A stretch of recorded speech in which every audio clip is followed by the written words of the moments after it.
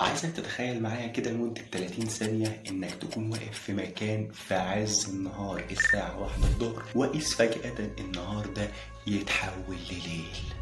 وانا هنا صديقي على فكرة مش جاي اخوفك اطلاقا، انا جاي احكي لك عن الحدث الفلكي اللي هيحصل يوم 2 اغسطس 2027.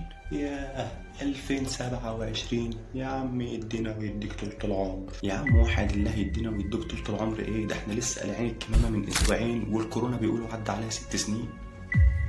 تصدق معاك حق. المهم يا صاحبي كمل، ايه اللي هيحصل في الضلمه؟ ايه اللي هيحصل في اليوم ده؟ مصر هتكون من اهم دول العالم اللي هتشاهد الكسوف الكلي للشمس، وفي اليوم ده القمر هيعدي من قدام الشمس ويحجب رؤيتها بالكامل. ومدينة الأقصر تحديدا هتكون من أهم الأماكن في العالم لرؤية الحدث ده، واللي هيستمر الفترة مدتها 6 دقايق و22 ثانية تقريبا، واللي فيهم هتختفي الشمس تماما، واللي فيها هتتحول السماء من نهار لظلام يشبه ظلام الليل، لدرجة ان في بعض المصادر بتقول ان وقتها هيظهر نجوم. عارف انت المثل اللي كان بيقول لك هوريك النجوم في عز الظهر؟ او في اليوم ده كلنا هنشوف النجوم في عز الظهر يا معلم.